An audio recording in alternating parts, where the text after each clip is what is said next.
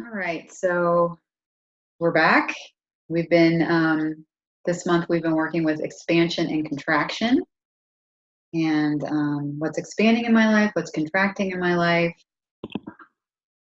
and off, off, off camera or without recording, we've already sort of been diving into this together this morning about that. So yeah, we're just going to continue the conversation.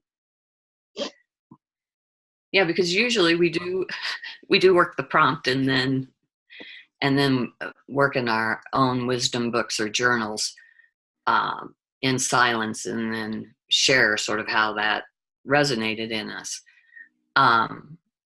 However, to be honest, I came to the studio this morning really struggling, given some of the current events in our external world right now. Really struggling with, well, not struggling. I just really want to contract. What is happening right now makes me sad and angry. And at the same time, what we started talking about was,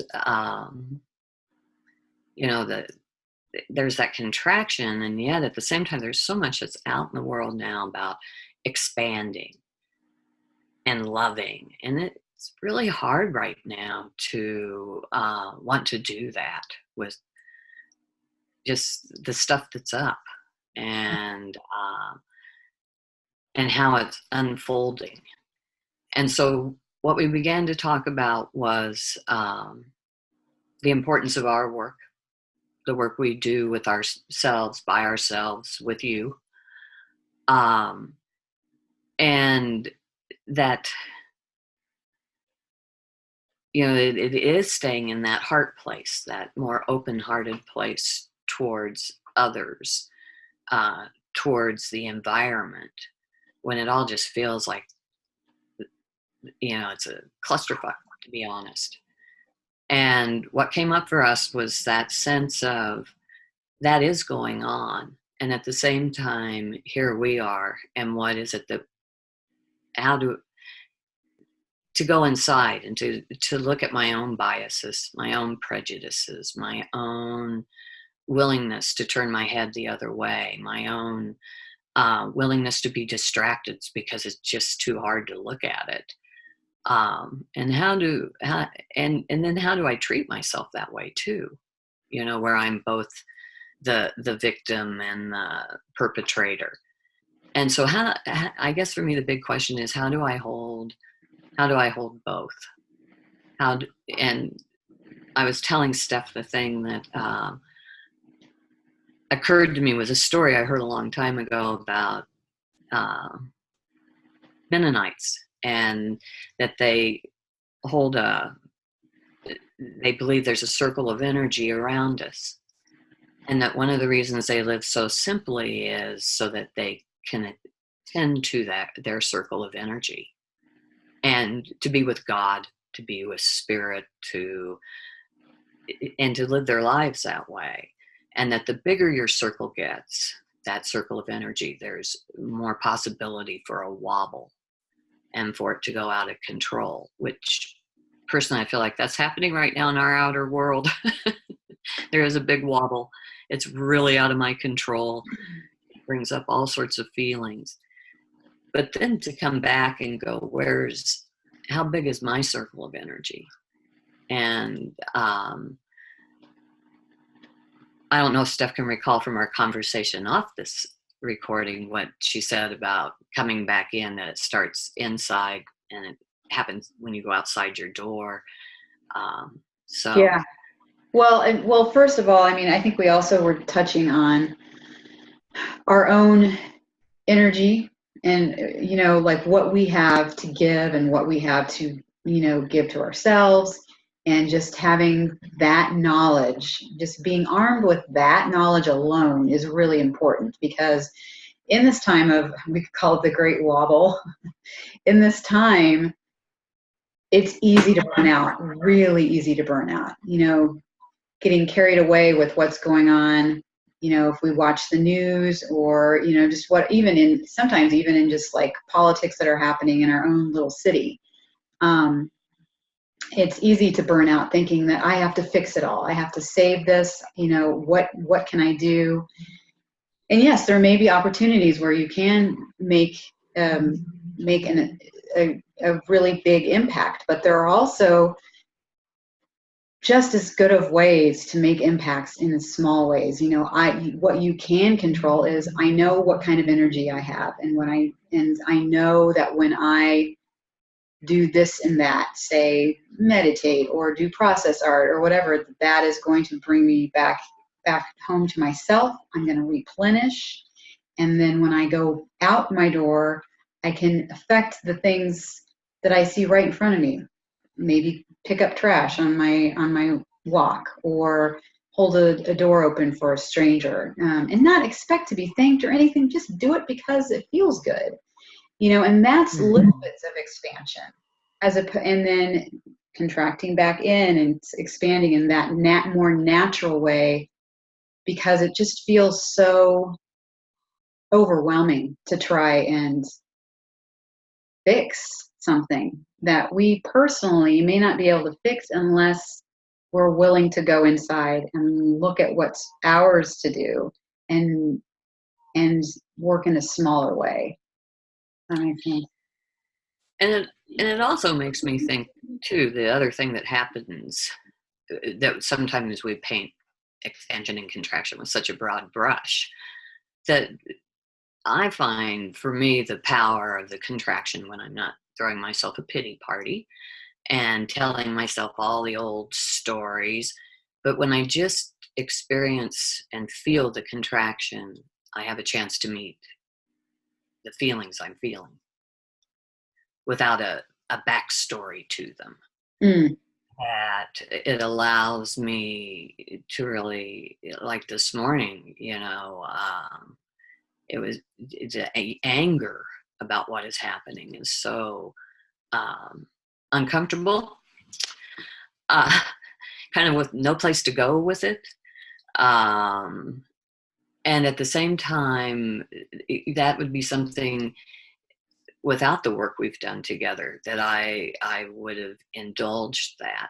But to know that I was going to come to the studio, that there would be an opportunity to scribble, there would be an opportunity to write through it without having to figure it out.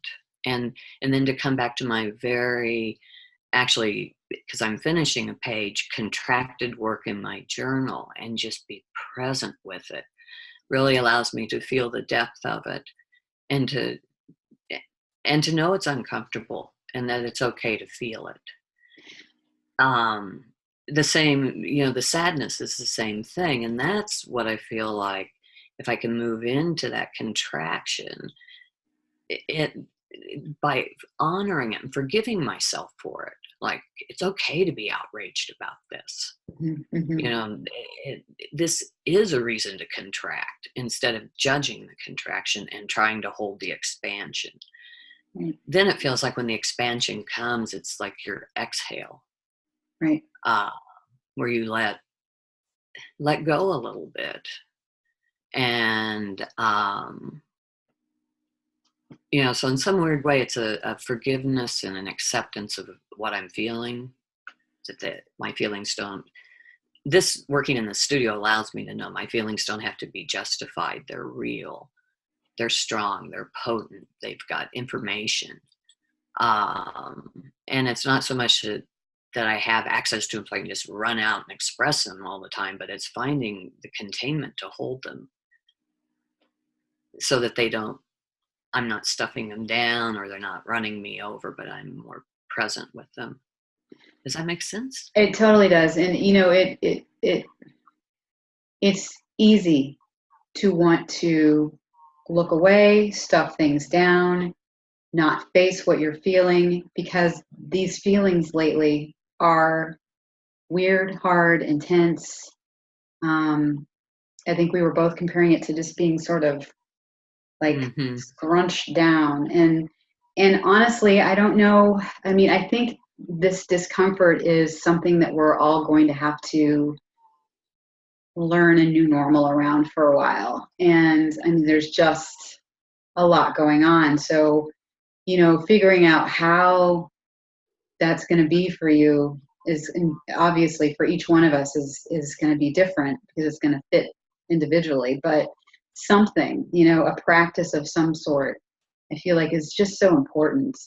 And Right. I agree. I was, it's, you can definitely hang on a little bit when you know that you're going to have studio time or time to yourself or to go for a walk or whatever it is, or you volunteer with animals, whatever it is that gives you that nourishment, but that time to be with yourself and to figure stuff out. And I am so grateful that I have this practice and people who are doing similar things.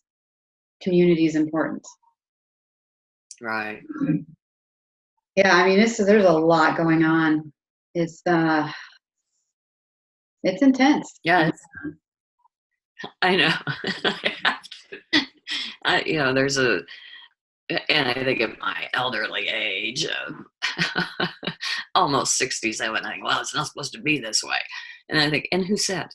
Right. Who said? And who said, I think Pema Chodron said something about why is it that we always think we're supposed to be comfortable or something Right. like that, right? It's like, yeah, I think about that a lot lately. Mm-hmm. And embracing that discomfort, or at least like leaning into it, like she talks about, and like we talk about a lot in process art. Mm-hmm. That seems to be the key for me lately, leaning into it, getting curious about it. Yeah, definitely. And I think, and this is the kind of work through images. I mean, I can go up my head about it. I'm really good at the chant and rant. But when I come down from that place, and sometimes that part of me is quite expressive, part of me is quite pleasurable, because it just moves energy. But this brings it down and holds it, and I feel it in a different way. And it's not just me doing the rant, it's really me feeling it. And that's where I feel like these times that we're in the studio together, or I'm in the studio by myself with this work, that's the stuff that's tenderizing and softening my heart, which allows for the expansion. And I think, like you were saying earlier, to notice the smaller expansions and contractions, the doable expansion and contractions. And only we know what that is for ourselves. But and then I honestly feel like that's where real change can happen if we're all working in that way. We'll see. And then when we work this way, and then the community part's important, because then you work this way and find, once we drop all of us, when we're in the studio together, this is my experience, whoever we voted for, however we lived, what our work is, all that stuff falls away. And it's really there's so much compassion that happens for everybody being right there present for their own journey, and not having to integrate it as you do it, but just to be in it and to have this place that is sacred, to put your whole being into. Without labels or boxes, it is so refreshing. And then, you do just meet one another and yourself as exactly what you are in that moment. More juicy conversations, I'm sure, to be had. This is, I feel like, just the tip of the iceberg, and I look forward to working more, creating more, practicing more. Right. Well, I'm kind of laughing because when we first presented this writing prompt for the first of the month, I think we both kind of laughed about it, and then I knew we would work it again, because it's something we like to work it a couple of times a month. And so it was just interesting being in touch with that this morning, and synchronicity of having it scheduled to work with that writing prompt again. Yeah. So, thanks. Stuff. Not easy stuff, but good stuff.